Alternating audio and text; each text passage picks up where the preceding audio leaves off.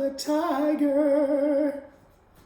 Richard Glover's with us. He's always with us in these videos. Best character in all of the Rocky films. Listen, I hope you're doing well. I hope you're healing. I hope you're being a good patient. Just like I was trying to be a very good patient. Howie is here, of course. Can't do a video without Glover or without Howie. Today we're going to work on the left hook. Now, of course, you mentioned you're going to work these from a chair to get some of the mechanics down, which is perfectly fine. No twisting on the injured Achilles until the doctor says it's okay. All right, so today we're going to work on the hook.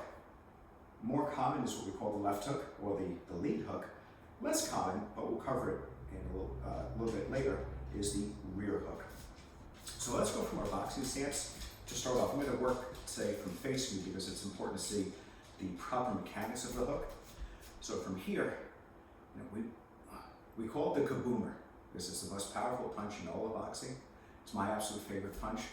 The problem is we think if we open up and swing the arm, we're going to generate an incredible amount of power, and it's not the case. The power comes from the hips and the shoulders. It's all about the torque. It's not about this opening here.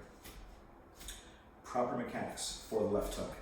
Now, of course, again, just with the limit of space, you can't see my feet. That's probably a good thing for you today. We'll get to that in a second. But first, the upper body mechanics. That front hand, remember our sparring stance, elbows in, hands up. That front hand is going to drop a bit or come forward just a bit. Now again, this happens in rapid order, so we're not remaining open for an extended period here. This hand comes forward. Now my front heel is going to rotate 90 degrees, which brings my hip 90 degrees and my shoulder. Everything's going to move 90 degrees. So just like in that cross where my punch starts from the ankle, on the hook, the punch starts from the ankle as well. Hand comes forward and I rotate. This is all happening simultaneously. As my hand comes forward, my front ankle turns or heel turns, so I'm making a 90-degree turn. So my chest, hips, and shoulders now facing this direction. And as I do that, hand comes forward, I rotate. There's a little bit of a torque here. Elbow comes up, hand comes forward. As I begin the turn, elbow finally pops up, and there's the punch. It's a short punch. You can see it comes right across the jawline. Hand comes forward, rotate, boom, there's your hook. Hand comes forward, full rotation, or 90-degree rotation, there's your hook, and we come back so we're safe. Two schools of thought, and I always mix up which is West Coast, which is right coast, or East Coast and West Coast. West Coast, I believe, palm is down on the hook, and I believe East Coast, thumb is up on the hook. Both are correct. Technically, palm down is a little bit more dangerous for you in terms of wrist, the wrist action and potential to injure the wrist, whereas or even the hand, right? So when the palm is down, if I do hit with the large knuckles, pretty safe. If I hit with the small knuckles here, there's certainly a chance to get that boxer's break, which is the break here behind the two small knuckles, very common. With the thumb up, a little bit less power, but you're going to be able to hit with more of the flat surface and less of a risk of injury. So again, just a couple of schools of thought there.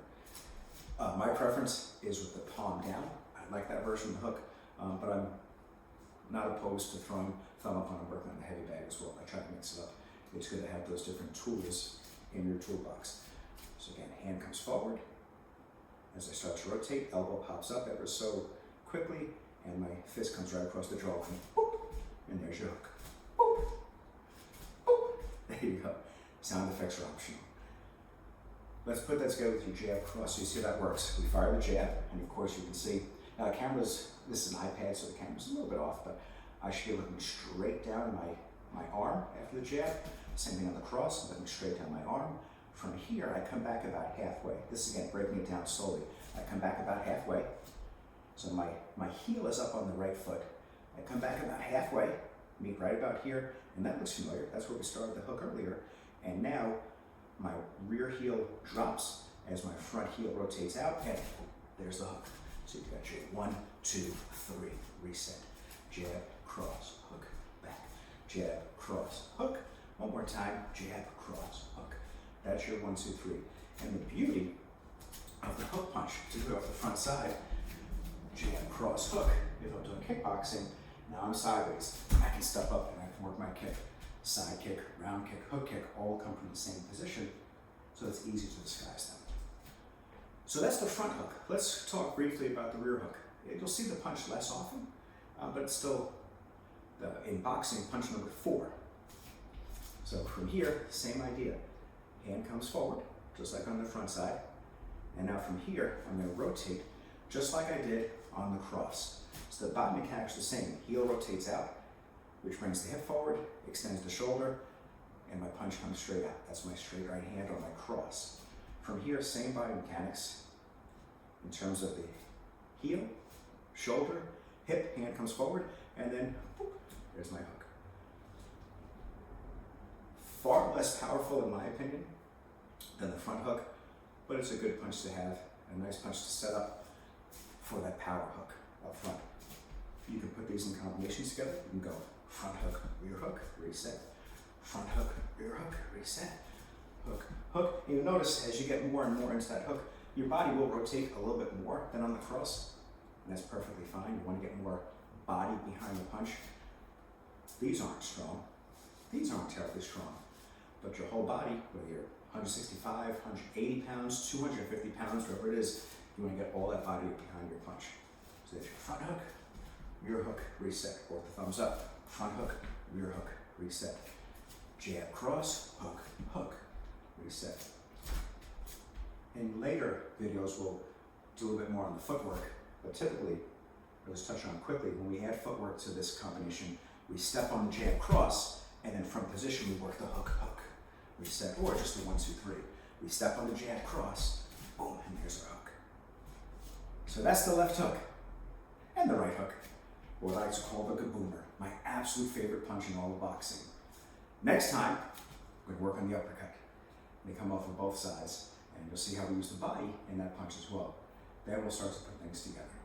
We'll start talking a little bit more about strategy. Hope you're healing well.